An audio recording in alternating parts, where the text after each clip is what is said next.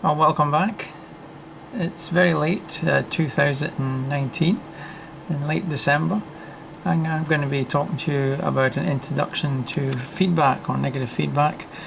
As it's known, positive feedback isn't much good to you unless you're paying compliments to somebody, but negative feedback in the engineering or scientific sense of the word is what I'm interested in. And what does that actually mean, the basic idea? Well, let's look at steering a vehicle, car or a lorry or anything like that. This is the car dynamics. That's to say, the car or the lorry or whatever it is, it can't move instantaneously. So when you steer it, it takes time before it moves in a particular direction, depending on the mass of the object and so on that you're trying to steer. But you use the steering wheel, of course, and you use your senses to see where you actually are. And this is a sensor here. You can think of it as the sensor, and that then goes to your hands, which when the vehicle goes out of position, readjusts your hands to make the error between what you actually see, which is driving hopefully on the right and the proper side of the road, depending on the country you're in, with where it actually goes. So if it goes too far to the left, your eyes will detect that, and the hand will turn it to the right, and then it goes too far to the right, to the left, and so on. And you'll find that when you're driving a car, you're continuously adjusting. It's very rare that your hand is just steady there and it never moves at all. It's always very slight adjustments you're applying. And this is really all we're doing with control systems, and we put feedback around them.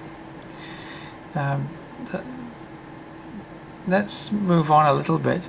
The idea of feedback is a very old idea, actually, and possibly one of the first, when it was applied to engineering, was by James Watt in the 18th century, when he invented the centrifugal steam governor, which I'll have a look at in a moment. But there's a small picture of it down there. It's this thing with the two balls that fly around, and this axis turns with a steam engine. Very long time ago, of course. Here it is here. So this thing turns round, and as the engine, here it is here, as the engine speeds up, these fly out and go further apart, and it's connected to a linkage at the bottom here, which will reduce the amount of steam and slow down the engine if it's trying to get too fast. If it tries to go too slow, then these flop down and open the valve and let more steam in.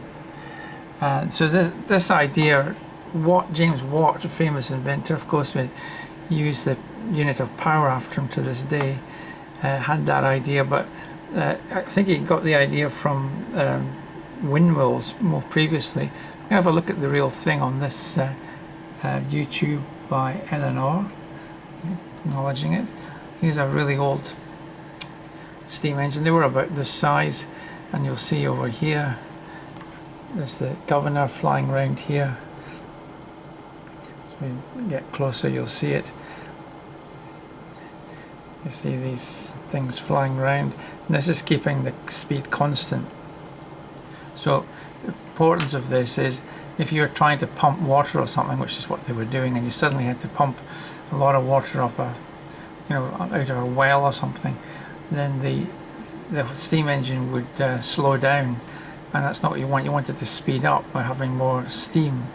So this device, the governor, would have done this, and that was the first recognized, in the literature anyway,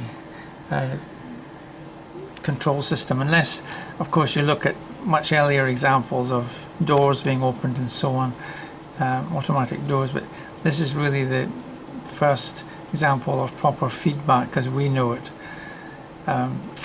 You could consider clocks as well. They also have governors on them for the speed, and all sorts of clever things, but this is probably the first of its kind. James Watt appears on the £50 Bank of England note. There he is on the right with his business partner Bolton and Watt were a great partnership. They made a lot of money. He was the finance guy here, Bolton and Watt was the engineer in the Victorian sense of the word. Move across to the present day, and we've got all sorts of fancy stuff now, which from rockets to machines that walk, and most of the time what we'll be looking at is motors, just because they're quite convenient in the laboratory, or in my office as it is now, to show you, and some of the other things can be quite expensive. But here's the sort of examples of other things you can have. This is a robot here that balances itself on some kind of ball, and there's one of the old Honda robots that walks. I'm not sure how good it is at the moment, but it used to be quite impressive, although I think it wasn't as good as it was thought to be. Missiles is another good example. How do you hit something in mid-air, sensing it with radar, or another country for that matter. There was a lot of work. Control theory was actually found into military applications. To a certain extent, it's still going on in that area, but we've moved a long way to the consumer market, thank goodness. And here we go with hard disk drives, still going to this day, even though people say the end of the hard disk is soon, should be soon with us. But the speed of the hard disk rotates is done by a motor control system, and the speed of the actual arm, which you see here, this is the arm, this bit here, it flies back and forward along reading the data, and it's incredibly fast, and quite a resonant kind of system as well, difficult to control. And the faster you can read the data, the faster the access time will be. So it's very important to get a very fast control system and have everything fairly stable. This is like a Sedgway type device where you sit on it. There's variations of these things have been around now for quite some time, in the last 20 years or so. Not to forget, of course, the quadcopter, which sort of, they sit there on their own now, don't they? Unlike before, where it was a remote controlled helicopter, you needed a lot of skill to keep them up. Now they just sit there because they've got gyro and accelerometer systems built into them, and that's another example of a control system using feedback. This one here is Goddard's. This is a stamp, the famous Goddard Space Center in America. I think NASA owns it. It's Goddard was one of the first rocket pioneers, and he used feedback. Werner von Braun in Germany travelled to see him, I believe, before the war, and he turned out to be just as famous. Invented the V2 and the rocket that went to the moon, Saturn V it was, I think. And coming to the present day, the famous Boston Dynamics robot, the Atlas robot, which stands up on its own and it can jump and do a host of things that would have almost seemed impossible just 20 years ago. Almost in the science fiction category, but now nevertheless is true. Now I'm going to go to the rig here, which we're going to use to demonstrate things. I've shown this before on the YouTubes. There's a microprocessor here, which is a MyRio, which is National Instruments LabVIEW. So we're actually going to program in LabVIEW, but not just any old LabVIEW. We're going to use real-time LabVIEW, which is a little bit similar. Most of the stuff's kind of the same, so it's not that difficult. We also use the FPGA. I'm not going to go into great detail on the software. That's not the purpose of this introduction, at least. And this rig, it may look a bit Heath Robinson, but it's really useful to show what's going on. It's powered by a 12-volt power supply. The moment it's at rest, it's drawing hardly any current at all. This motor is just kind of found, I didn't really find it, but it's an electric bicycle motor. Nothing special about that. It's rated at 300 watts, I think it is, or something like that. Quite a powerful beast. And this has just been made up by the technicians as our load. If you like, we could put a bit of string in here and pull something. It's everything has to be connected to something. You can't really just have a motor that spins round on its own, because then it's not really doing anything. So in this case, this represents our load, that, you know, whatever it was, it's hoisting or moving some object. This is our H bridge, which is like a power amplifier. It's vastly over-engineered for a really good reason. This H bridge, I believe, takes about 100 amps. At least it claims to take 100 amps. I've never had any problems from it. Previous H bridges, if you know how they work, have a tendency to blow up if you overuse them and draw too much current.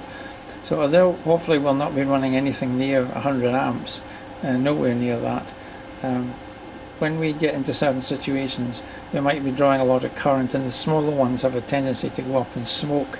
So this one is just for safety purposes, so I don't have to keep on changing H bridges, and it's been successful to date. We need to be able to measure the position, or the speed even, of the motor. I'll explain the difference between a speed controller and a position controller soon. We use a quad detector here, which is just like a digital potentiometer. As it turns, as the shaft turns here, it gives out a series of pulses, and in the software we can detect whether it's going in the clockwise or the anti-clockwise direction.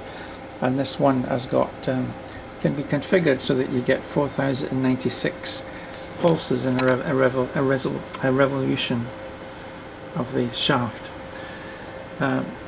So that's the sensor, and we also need a set point. We need to tell it where to go. So I've got an identical one, and I basically just turned it by hand when it's working, and this guy here should follow me then.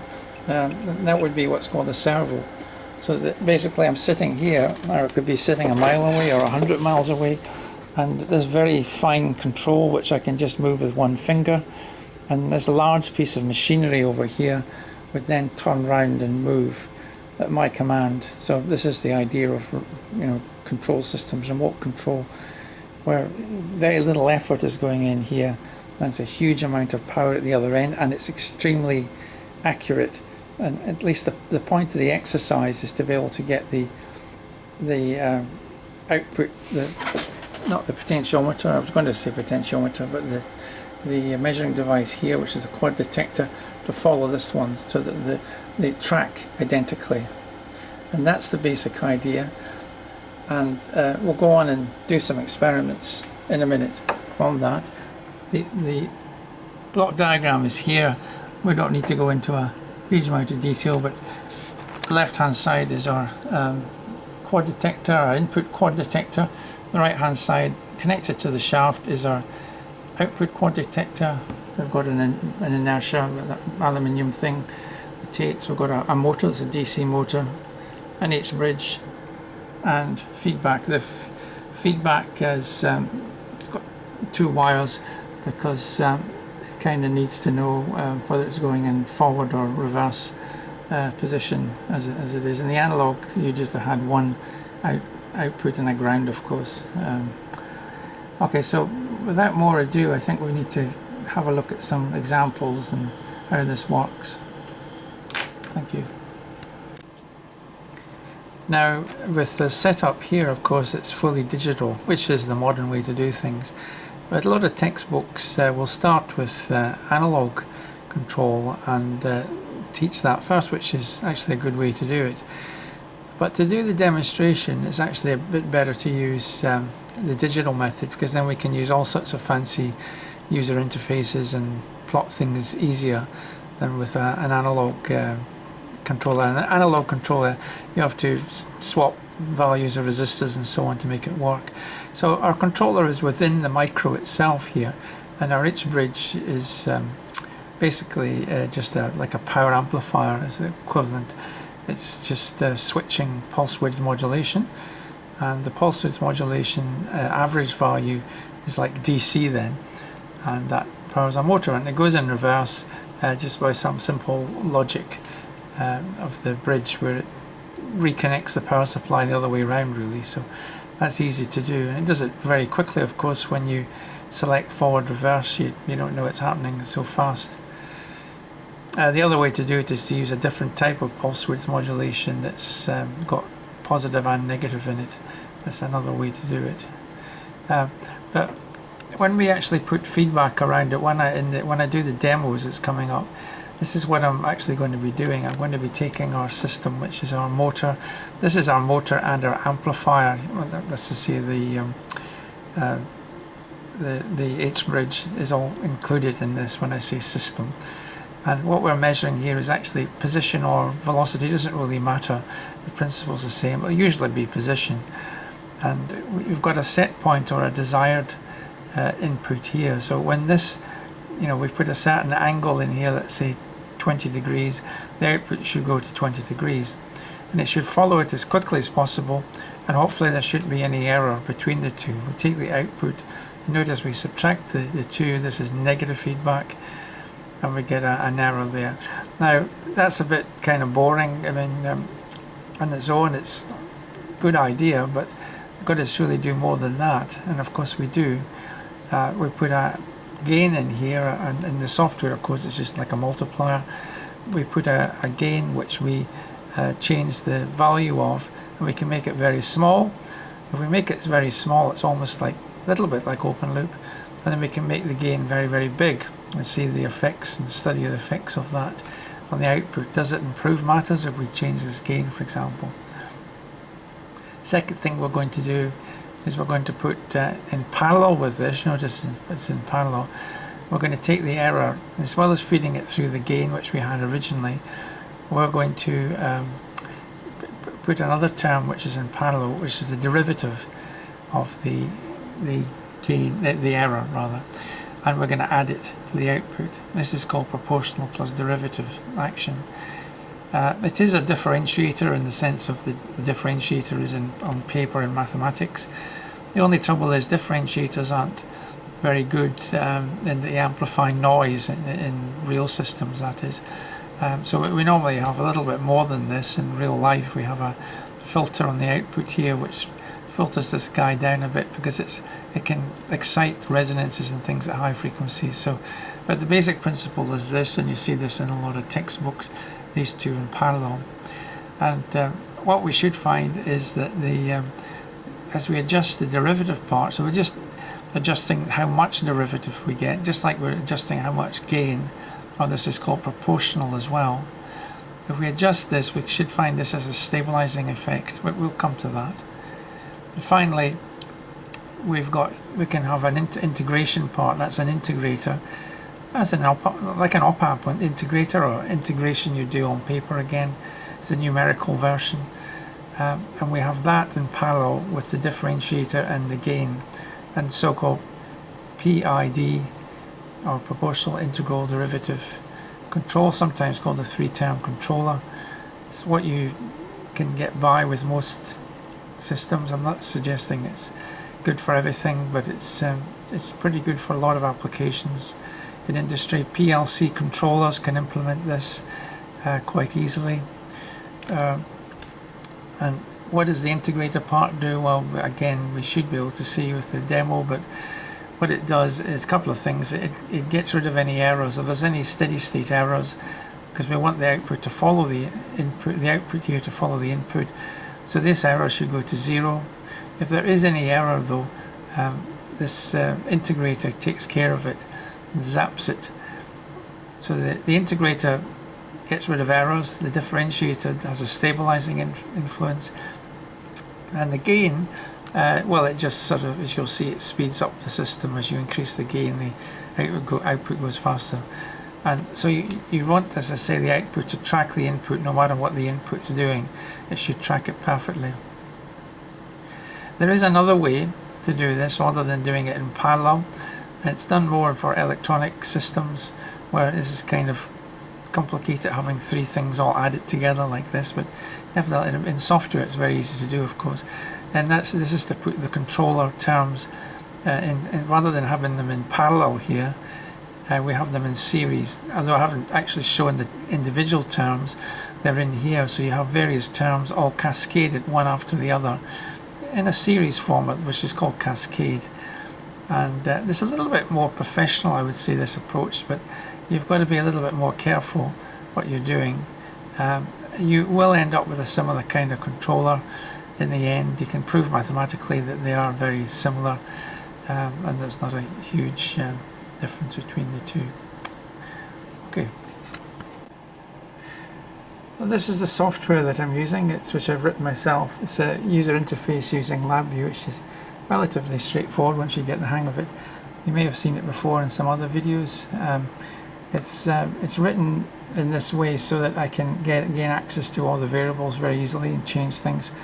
You see it's got two dials here. One measures the angle of the shaft of the motor in degrees, and the other one the RPM, the speed in revolutions per minute. It's got a reset thing here which just resets everything to 0, because when you switch on these digital servos, the quad detectors, that's the sensors, don't really know where they are, so you have to sort of tell them, you know, where 0 is. In complete contrast to an analog servo, where with a potentiometer, you know, the center, the 0 is always in the middle, midway between plus and minus V volts if you've got a dual power supply. So you'll also see two graphs here. The one on the left come to later, one on the right is for recording the waveforms, and what I'm going to be able to do there is record the set point that I put in here and record the response from the sensor here and the motor, which should follow it if everything's going properly. And I won't be able to see it in real time, but I'll stop the program and then it'll plot it. The reason is it kind of interferes with the overhead of doing the graphics if you try and do it in real time. So it's better to just store it and then plot it afterwards.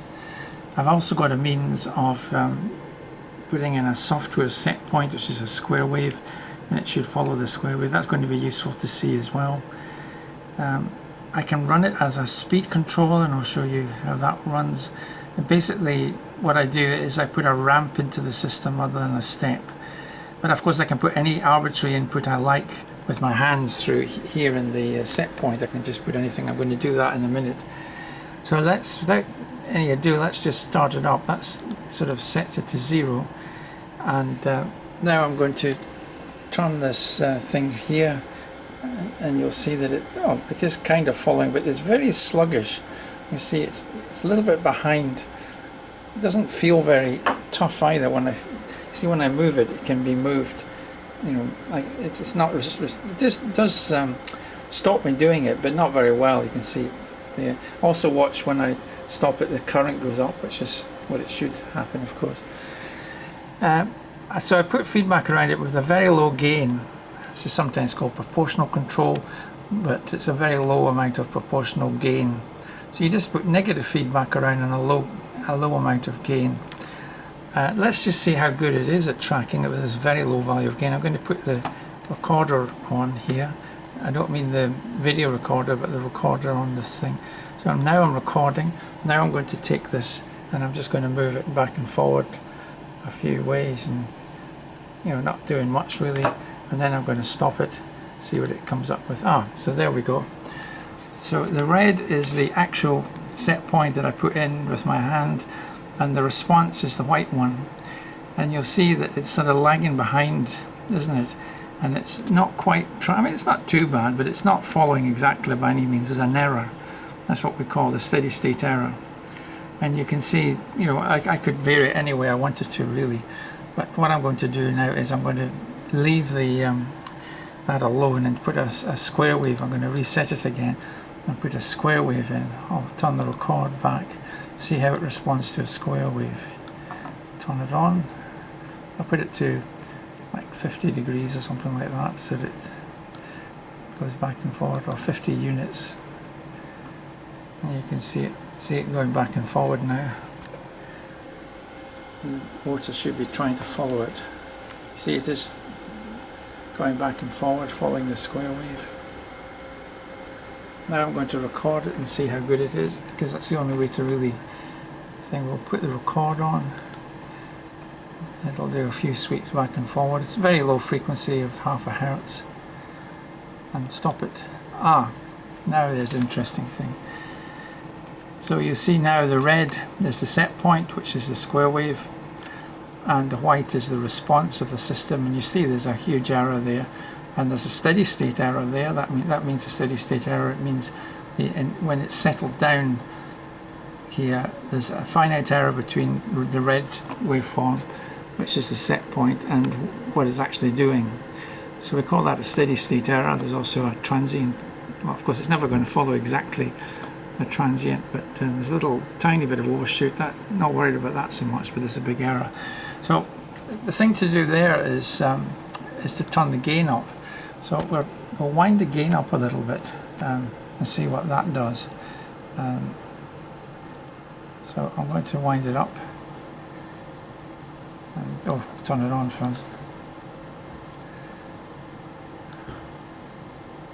I'm going to wind it up quite a lot, actually. Let's record it again. See what it's doing. The current's shooting up to 17 amps now. That's what I meant about having 20 amps nearly. Having some sort of protection there to stop it. So let's stop it. Oh, and now we see with a high gain we're getting oscillations. If I take this to an extreme, which isn't obviously much good, I've got rid of my error, I think. You can see there's not much error left, but you've got that unsatisfactory oscillation. So what I'm going to do now is go back and turn this back down again, and then I'm going to turn off the set point. I'm going to see if it'll oscillate on its own.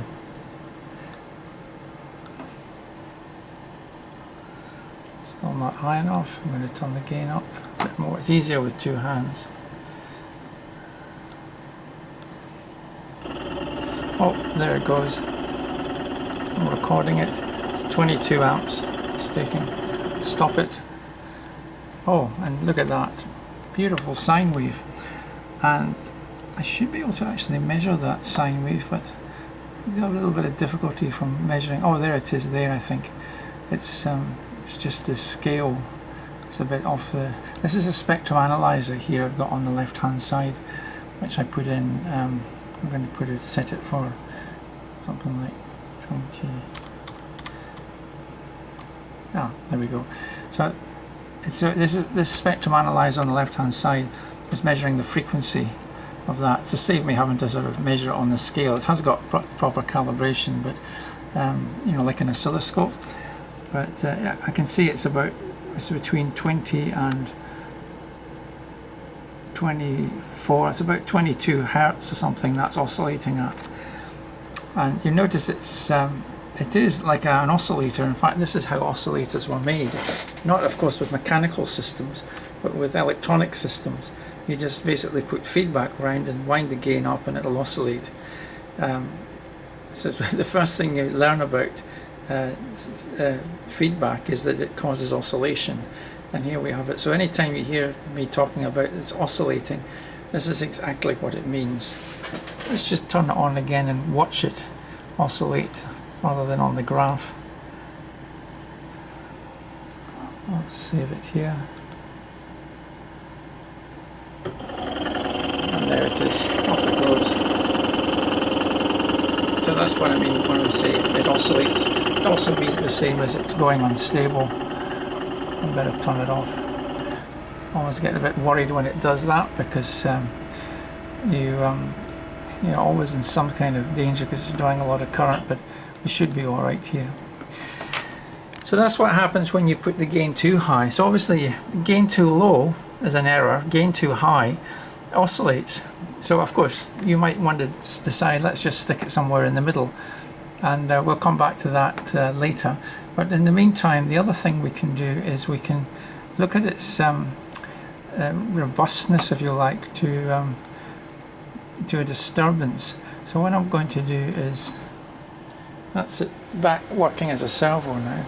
So I'll just leave the input at 0 and I'll start recording, and what I'm going to do is I'm just going to move it out of position. I can feel a little bit of resistance now, a bit better perhaps than it was.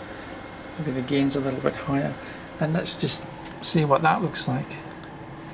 Oh, but you can see now that it's gone way out of position before it comes back again, and even when it comes back again there is still a steady state error. Yeah.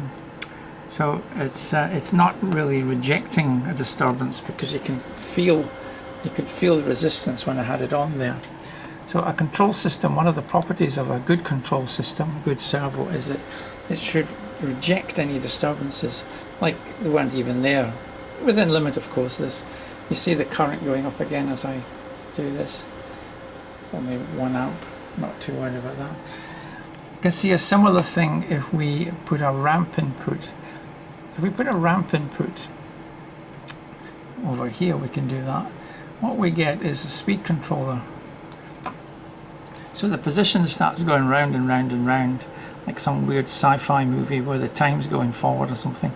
But you'll notice the RPM is constant, well, more or less constant. It's 150 revs per minute. And there it is there, it's going forward. But of course that won't be necessarily that accurate because we've just got a simple gain in there. What I can do is I can try and stop it, of course. Now with a normal motor, of course, it would slow down. If I don't recommend putting your hand there, of course, but it's not a very powerful one. Let's try and stop it, and I can feel the resistance. Now let's put it on record and see what it does. So that's it recording. Now I'm going to try and stop it once, twice. Go back again, stop it. Oh, it's very difficult to see on that. I'm going to have to run the experiment again from a different angle because it's... Let's record. That's me recording it once, twice, back again, stop. Ah, there we go. Now you can see that's where I've put the disturbance in. It's a ramping input, which is velocity, remember, rate of change of position, and I've put my disturbance in there. So it has kind of tried to reject it. That's the white one. It's moved off position and it's trying to get back on again. So it should be following that line all the way up. So we have the same problem whether it's a step input or a ramping input. These servos, the same problems arises, and yet the fixes are the same thing as well.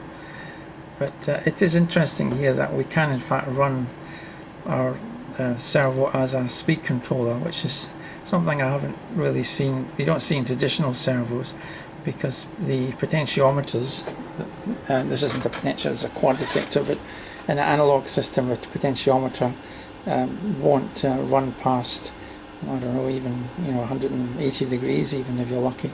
This of course goes right round past 360 and keeps going. You can go on literally forever, depending on the size of integer you use to do your counting. For millions of years, I think, if it's a 64-bit counter you're using. See it here, as I turn this round, the angle keeps rotating round and round. It's not going at a constant velocity, so the velocity is doing all sorts of things there. And I can just go round indefinitely.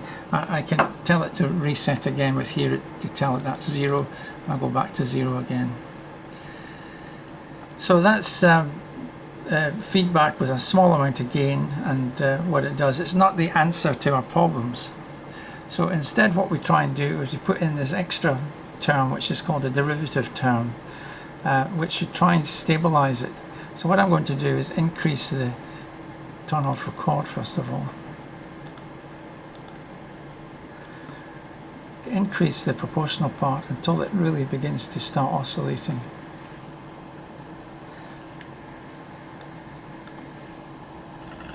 Oh, that's perhaps a bit too much. Now I'm going to turn this derivative term on, which is in parallel. So we can talk about more of the theory of that later and see what it does. And you see that now it's stabilized it. It's no longer, this is slightly a bit funny, admittedly, but it's no longer oscillating just because I've added this extra derivative term or derivative action. And in fact it is a differentiator in the mathematical sense. It takes the rate of change. We'll just have a quick look and see, put some kind of input in and see how it behaves. I'll put, well, there. I think it's got quite an oscillation to it at the moment, but let's just try it. There we go. And yeah, as you can see, it's not exactly a brilliant control system at the moment. It's got all those oscillations.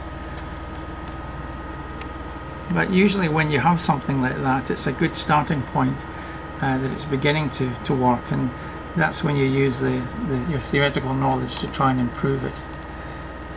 So turn it back on again. So I probably need to turn down the proportional term a little bit. That's just the ordinary gain. And let's record it again. Stop it. You see it's got a bit better now. There's less oscillations than there was before. Maybe we should turn it down a little bit more.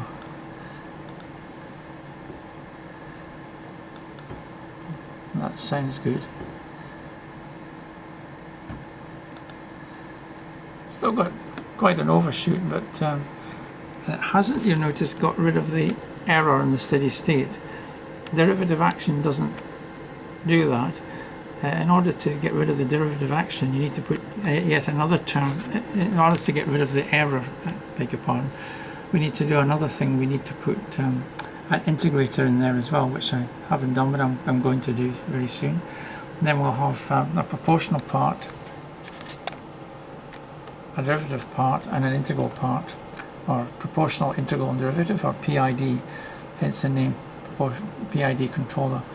This is quite a suck it and see type way of control if you don't have any mathematical models available, but it's still widely used in industry, and the tuning is done by hand. So the tuning isn't as easy. I mean, I haven't actually made it look easy. You can see it's not exactly brilliant, but you can see that I just I move something up and I move something down. It's not, it doesn't look to have a great scientific approach, and there are methods where you can tune. The oldest being the Ziegler-Nichols method. There's another method as well. One method relies on just making it unstable, which is what I did earlier, and you can get parameters based on that. There are more modern methods as well for tuning.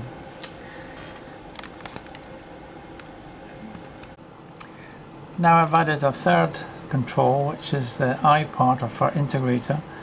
So I've got proportional, integrator, and derivative, proportional, integral, and derivative, and it's a little bit fiddly to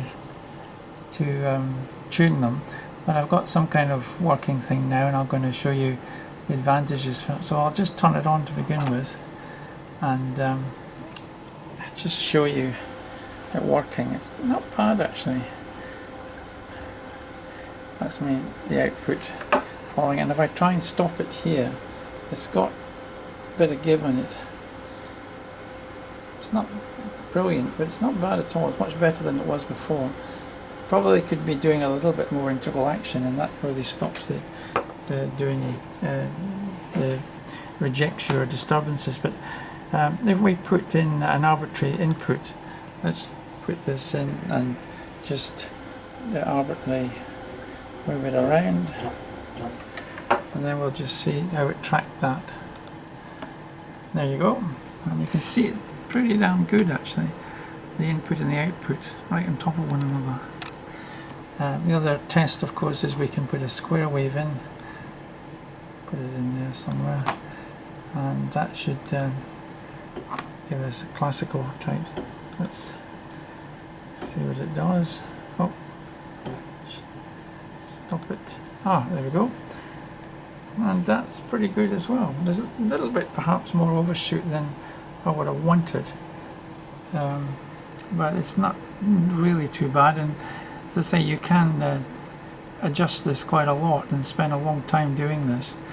But that's the method of, well, one method of tuning PIDs. We can put in, turn the record off a moment, and let's put in a velocity input.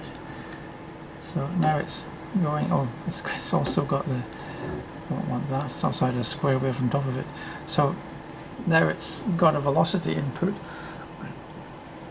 It's going at a constant velocity of 200 RPM. I'm going to record, and then I'm going to try and stop it once, twice. And you can't even see anything on that, but just to be on the safe side, which is good, let's run it again and sort of do it a bit quicker so the numbers don't get too high. Let's reset it. Now stop it once, twice, and then stop.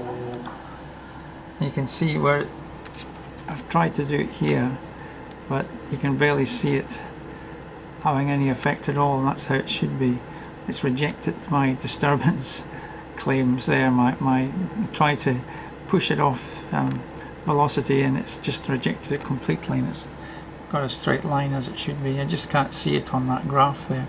No doubt it has gone off a little bit, but it's nothing like we had before. So there you can see the benefits. Now obviously there's a lot to this, but I'm going to show you one more example, and before we sort of do a little bit more theory. So an example coming up. Okay, so finally, instead of using PID, I'm going to use this sort of cascaded control. That's not normally the word we use, but it's like having the control terms in series. You can't say it's like PID in series other than in parallel, but it's a little bit like that. When we do the theory, you'll see what I'm talking about. For those of you interested and know the theory already, it is a PI, that part, but it's written as a transfer function K1 plus ST1 over S, and in cascade with it, it's got a phase advance or a phase lead. Okay, I can actually vary where the phase lead is as well, but it's very well designed, this one. I can't budge the damn thing when I'm trying to move it. It's just, I'm actually trying quite hard here and it's not doing anything. And if I move this, you see how easy it follows it. And I'm going to do a recording now to see how well it tracks. So I'm just going to put this thing on to record and then vary this anywhere I like, really.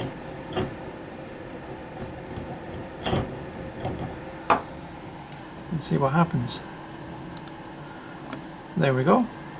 And actually the yellow one is the output, and the white one's the input, but you can't see any difference. They're right on top of one another, apart from, let's say here, it's had a little bit of trouble maybe at this point following it, but other than that, you see it's just followed the profile of the input wherever you put it, really. The other thing I can show is it's rejecting a disturbance. Now the scale here is time in seconds along here, and this way is just the number of bits coming out of this guy here, the quad detector. It's 4096 pulses, not bits, sorry, 4096 pulses in a revolution. So just need to do that to give you an idea. So I'm going to reset this so that it's at 0, and then start recording, and I'm going to try and push this off position just like I did before, but it's like rock solid. There's no gearbox in there or anything. And go back here and see what it does. Looks like, there we go. So that's 17.5 pulses off position it's moved by. Now 4096 pulses in a revolution, you can work that out. I think it's about, is that about 12 pulses in 1 degree? So it's moved by just over 1 degree, something like that, off position, and it's forced itself back in again. So it should be 0. So you can imagine if you had a control system like that with something like a stabilized camera, I mean, it's just never going to move, really, is it? Provided everything's done properly. So this is the very basics of feedback control. I hope you enjoyed the little talk. For those of you that are interested, I have a book which is coming out in 2020. It's called Feedback, and if I can find it, I'll just show you a quick flash of the front page. Well, here's another example of a physical example. This is an incredible device that to demonstrate a self-stabilizing camera. Here's the camera here, and the gimbal's beautifully made. It's one of our honours students made this for his final year project. I'm going to switch it on. There she goes, pointing at me at the moment. And if I move this, as you can see it there, I'm moving the base, and you see that the camera is staying level no matter how. It's like a stabilized platform. Moving it in this direction here, if I do it that way, that's the same effect. It stays looking at me. Well, it won't go in this direction. You need a compass for that, but it's beautifully done. So this is a system where the set point is 0 degrees in the X and the Y position. There's no Z or anything like that, or rotational position. It's beautifully gimbaled. These are like slip rings that they can get the information to this part of the system. The sensors are, or sensor is a gyro and an accelerometer all built into a single integrated circuit. A tiny chip about this size, so small you can barely see it. These go into your mobile phone and do a very similar thing in a mobile phone. When you rotate your mobile phone, the picture goes with it. It's using one of these similar chips. These are brushless motors, a little bit different from there's one there from what we've been using. You could say DC brushless motors, but when you get to brushless motors, you may as well say AC, because they're more or less AC, even though they may run on DC supply. And let's look at one more example. One more example is the so-called upside down pendulum, which I've got here, which I made myself. Slightly biased and wants to go in that direction, this one. It stays vertical as long as you've got the power supply going. If you let it go, of course, it just falls over because it's inherently unstable. There's the top of the thing. It's quite high, it's about 1 meter, and I'm not holding it up in any way. There it is. Just don't want it to fall off the desk. I'll put it down here, or even on the floor. And this is the principle behind the Sedgway. People, oh, now this is an interesting oscillation. You see that? Oh, it's gone now. Now that's an oscillation in the shaft. So there we go, there's it standing on its own.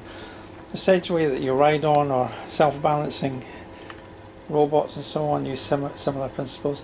This is using a principle called state feedback rather than PID, but it can be shown that it's in some respects very similar to PID.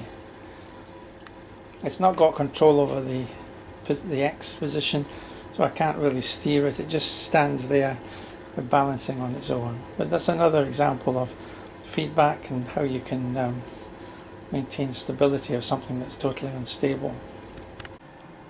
So this is the front page of the book that's coming out in should be February. It's published by Springer Nature. Tom Moir, myself, is the author, and you should be able to buy that next year. It's got all the stuff that I'm talking about here in it, explained in much more detail, of course. Thank you very much. Bye bye.